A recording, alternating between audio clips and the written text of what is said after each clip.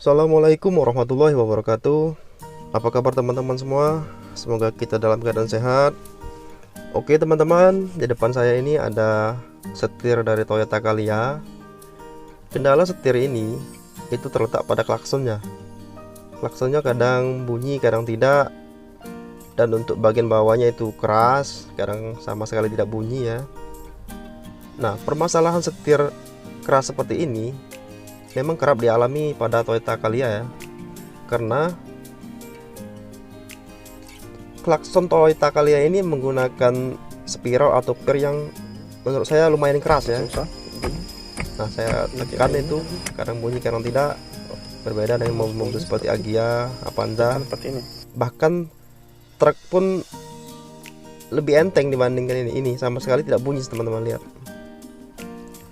Untuk bagian bawahnya ini penyebab dia tidak sama sekali bunyi teman-teman, karena cover setir ini dengan sarung setirnya ini itu berbenturan atau mentok. Jadi kalau kita tekan sama sekali tidak bunyi teman-teman. Nah, teman-teman lihat ya. Nah, oke, nanti setirnya kita buka. Maksud saya cover setirnya kita buka, terus kita perbaiki atau kita atasi bagaimana caranya ya. Namun sebelum lanjut ke videonya, saya mohon dukungannya dengan cara subscribe, like, share, and comment, terus aktifkan loncengnya agar teman-teman mendapatkan video terbaru dari saya. Oke teman-teman, kita lanjut kepada proses pengerjaannya. Untuk peralatan yang kita butuhkan satu buah obeng, terus mata bor dengan bornya, terus untuk bahannya kita gunakan satu batang paku skrup. Jadi untuk bahannya cuma paku skrup. Langkah pertama kita akan melepaskan pengunci-pengunci pada cover setir ya. Di sini ada 3 pengunci. Nah, yang teman aku lakukan adalah untuk melepaskan cover setirnya itu di sini teman-teman. Sini ada lubang ya, teman-teman colok nantinya ya, colok seperti ini. Karena di dalam itu ada kawat. Nah, setelah kawat itu kita dorong, nantinya pengunci akan terlepas. Nah, ini sudah terlepas untuk sebelah kanannya.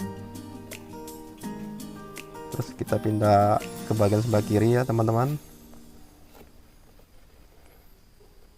Untuk mencolokannya itu kadang agak sedikit ribet ya teman-teman, karena kita tidak melihat ya posisi daripada kawat tersebut.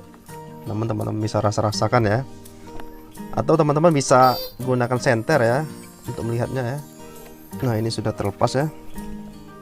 Nah, sudah longgar teman-teman. Terus kita lanjut kepada bagian bawahnya ya. Untuk bagian bawah ini agak sulit ya teman-teman, karena posisinya di bawah. Saya pun merekamnya sedikit kesulitan. Nah, sudah terlepas semuanya teman-teman. Langkah berikutnya kita buka covernya ya. Namun harus berhati-hati ya, karena di sini ada kabel airbag dengan kabel ini ya, klaksonnya. Kemudian kita lepas soket klaksonnya teman-teman. Ini kita tekan soketnya, terus kita cabut ya. Untuk soket yang satunya lagi tidak perlu dicabut ya. Nah, inilah teman-teman penampakan dari bentuk klaksonnya ya.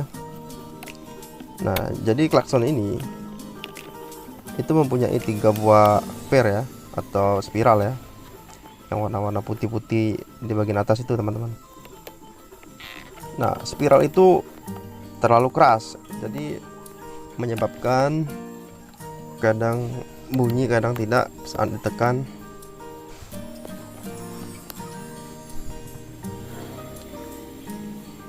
Kita balik dulu ya teman-teman cover setirnya ya, agar mudah proses pengerjaannya. Harus berhati-hati ya teman-teman, jangan sampai mengganggu dari airbagnya ya.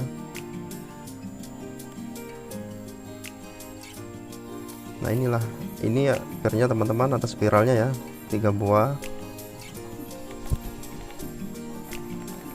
Nah, spiral ini cara kerjanya ya, di dalam spiral itu ada semacam material penghantar listrik ya. Jadi saat dia ditekan, dia akan berbenturan terus menghasilkan bunyi pada klakson.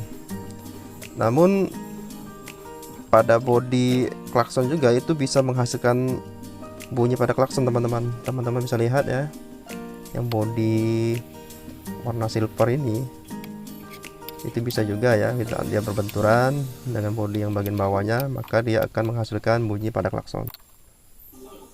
Kita tes ya, kita pasangkan dulu soketnya, kita tes. Nah, bunyi ya.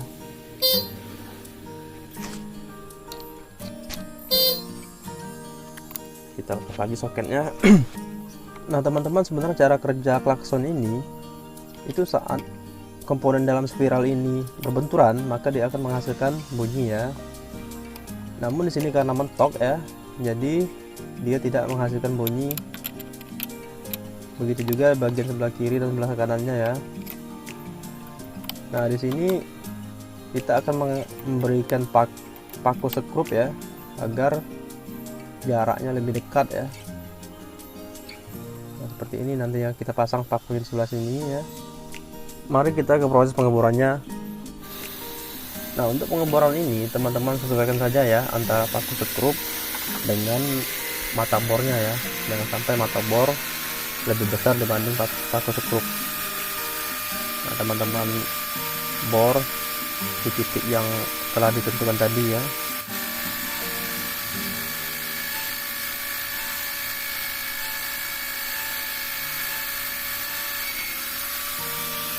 Setelah proses pengeboran selesai, proses selanjutnya kita akan memasang paku skrupnya ya.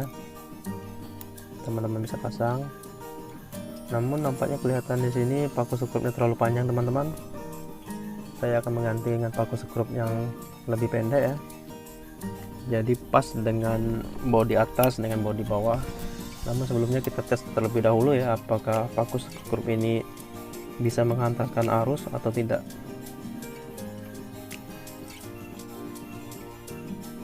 Setelah kita tes, ternyata paku skrupnya bisa menghantarkan arus ya. Jadi paku skrupnya bisa kita pakai. Teman-teman pasangkan paku skrupnya. Pemasangannya kira-kira ya, sekiranya posisinya pas. Namun jika posisinya tidak pas, teman-teman bisa ulangi ya sampai posisinya pas. Teman-teman ukur terlebih dahulu sampai sekiranya pas ya antara bodi bawah dengan bodi atasnya ya. Jadi jangan sampai terlalu rendah dan jangan sampai terlalu tinggi, karena jika terlalu rendah maka pemasangan ini tidak ada dampaknya, sedangkan kalau terlalu tinggi klaksonnya tidak bisa mengunci ya, atau akan terjadi kerenggangan ya. Nah, setelah teman-teman pasang, terus kita akan pasangkan klaksonnya ini ya. Kita tes ya, apakah berhasil atau belum ya. Nah untuk pemasangannya teman-teman cukup tekan ya nantinya klakson ini ya, atau cover klakson ini ya. Seperti ini cara menekannya, maka dia akan terpasang. Nah teman-teman, setelah kita lakukan pemasangannya, ternyata klaksonnya tadi tidak pas ya, atau skrupnya itu kurang maju ya. Jadi saya lepas kembali klaksonnya, namun pelepasnya tidak saya rekam. Nah inilah skrup yang akan kita ubah ya. Ini menurut saya terlalu lurus ya, terus tadi terlalu dalam, jadi tidak terkena ya. Jadi pas saya klakson tadi itu tidak bunyi ya, sama seperti awal ya, tidak bunyi. Nah di sini saya akan merubah posisi dari skrupnya ya. Jadi posisi skrupnya saya akan majukan sedikit. Nah jadi pemasangannya agak ke depan sedikit ya, terus tidak terlalu dalam seperti yang tadi ya, yang awal tadi ya. Nah ini agak sedikit lebih tinggi ke skrupnya. Kita akan pasangkan kembali ya. Nah sudah terpasang. Kita akan tes teman-teman apakah bisa ya, apakah berhasil. Dan untuk bagian bawahnya juga sudah berbunyi ya, tidak terlalu keras ya teman-teman, sudah bunyi.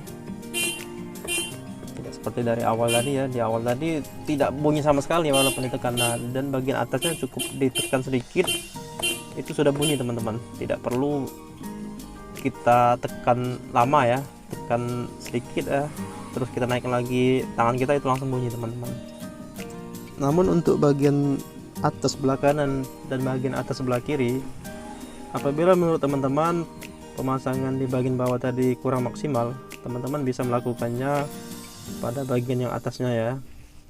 Namun menurut saya pemasangan untuk di bagian bawah itu sudah cukup ya. Teman-teman sudah bisa lihat di video, klaksonnya tidak keras lagi dan respon dari klakson itu pun cepat ya. Nah teman-teman, itulah video dari saya bagaimana cara mengatasi klakson yang keras, kadang juga tidak bunyi, responnya lambat ya. Semoga video ini bermanfaat, dan saya mohon dukungannya dengan cara subscribe, like, share, komen, agar saya lebih semangat lagi membuat video-video berikutnya, serta aktifkan loncengnya agar teman-teman tidak ketinggalan video-video berikutnya dari saya. Saya akhiri, wassalamualaikum warahmatullahi wabarakatuh.